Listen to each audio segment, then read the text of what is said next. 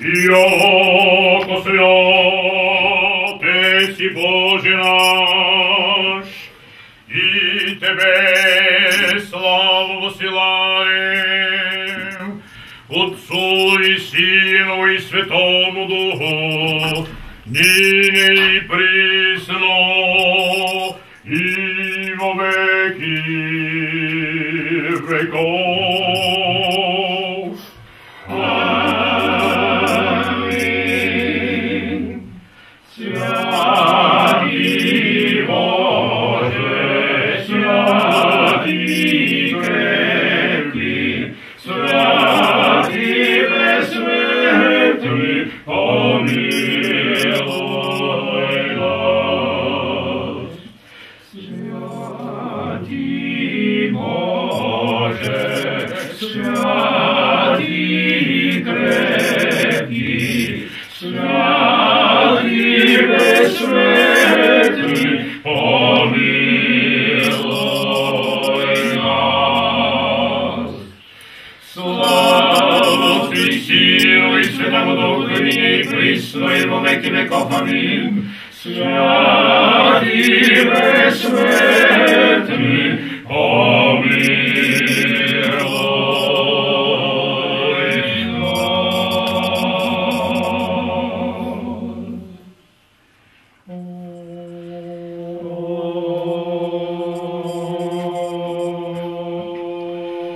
Господи,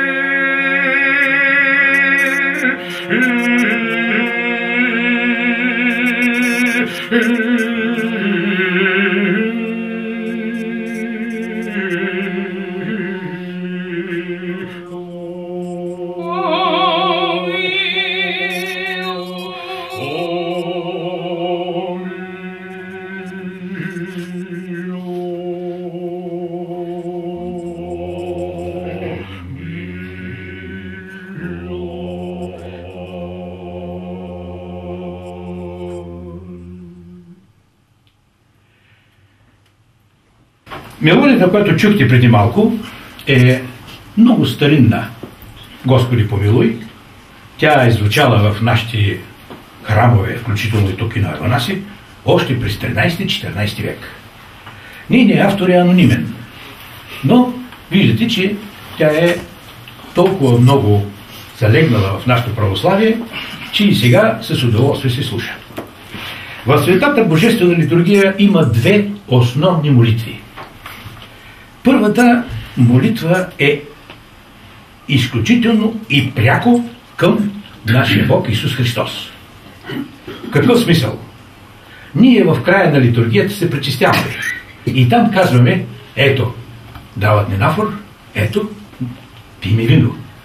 На вечерята, тайната вечеря, която Христос преди да бъде предаден, той прави същото и казва, ето, яжте, пийте, това е моето тяло, което за вас ще бъде унищожено, това е моята кръв, която за вас ще се пролее. И те тогава правят точно това, неговите ученици. Именно това нещо е залегнало в литургията като първа молитва. Тя се казва Тебе поем. Много мелодии има по този текст. Сега ние ще изпеем една така мелодия от най-известния композитор Дмитрий Бортнянски. Нали? Текста на песнопение е простичък.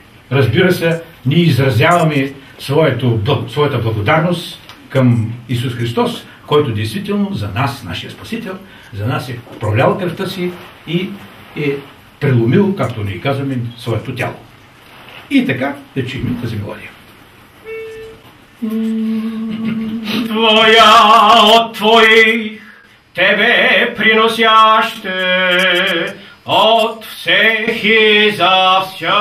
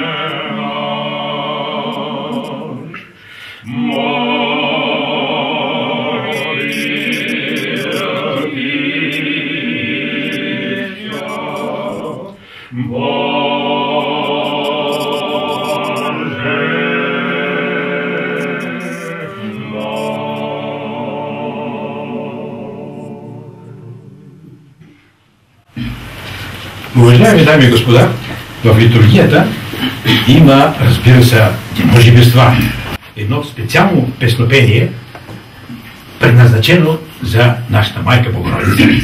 Основно. Това е достойно ест. То е известно произведение, но по тая мелодия, по този текст, за достойно ест, който ще чуете след малко, са написани много произведения. Сега ние се спираме да чуете едно пак така стара мелодия, която е звучала тук през нашето средновековие. Даже няма да крия, че използваме и за чужденците да чуят какво е представлявало нашето пеене. Достойно ест, анонимен автор, нали? И фактически текста, който ще чуете, е абсолютно същия, както във всички други песнопения за майка Богородица.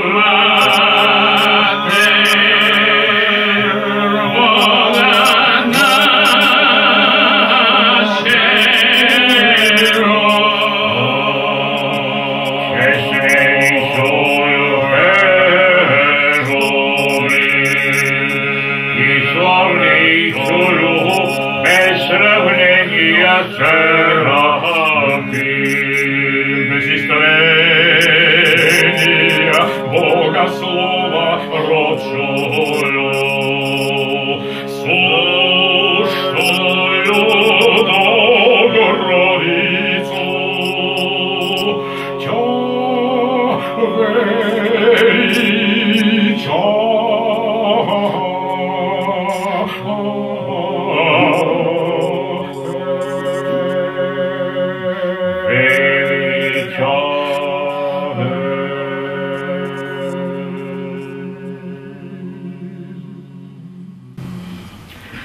И така, основната молитва в литургията, най-важната, естествено всички се сетите за коя става дума, е молитвата Отче наш.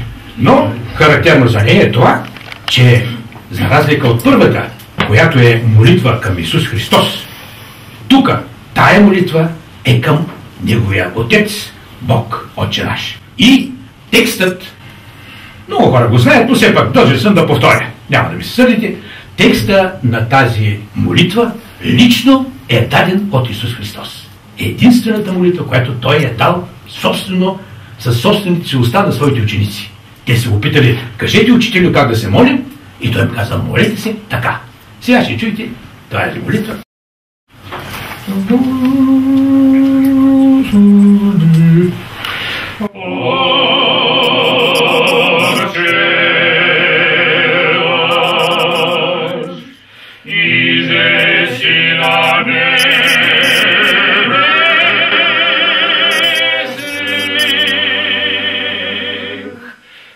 Святится имя Твое, да придет царствие Твое, да будет воля Твоя, яко на небеси и на земли.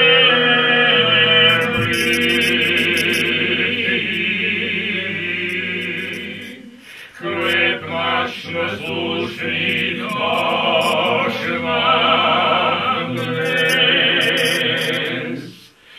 и остави нам долги наши, яко же и ми оставляем должником нашим, и не веди нас в Твои искушения, но избави нас от лукавого.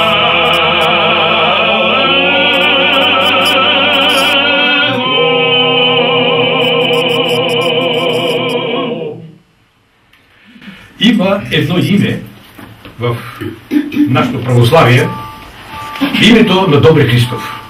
Този човек, като композитор и като диригент в първите си години на хорът на църквата Александър Невски, е написал изключително много красиви произведения, източно-православни. Едно от най-хубавите му произведения е писал и дори цяла литургия. Е "Хвалите имя Господне". Сега ще чуете тази мелодия.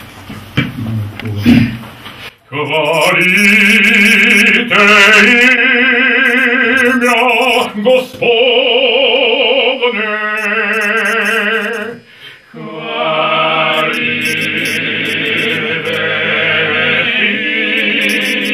имя Господне,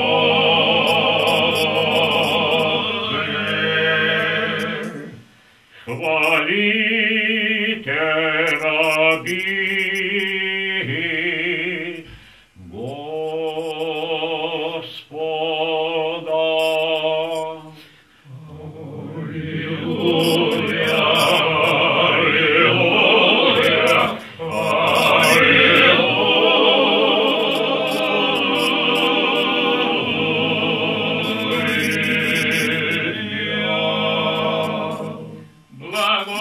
благословен Господ от Сиона, благословен Господ от Сиона, живи во Иерусалиме.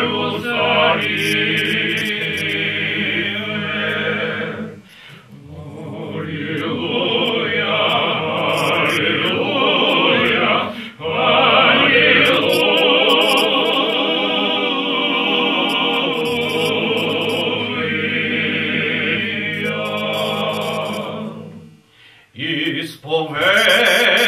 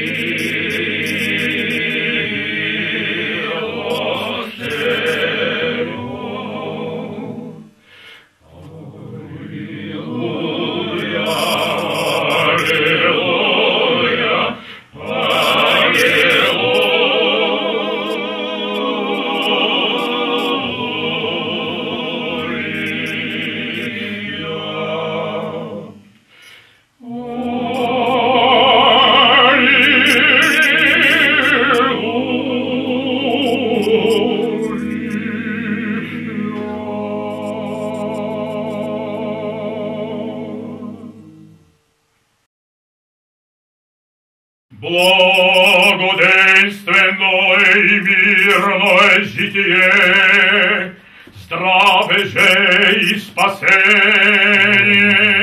и во всем благое поспешение подашь, Господи, благочестивому и православному болгарскому народу, хозяину нашему, доктору Николаеву, супругу домничанам его и всем здесь присутствующим, и сохрани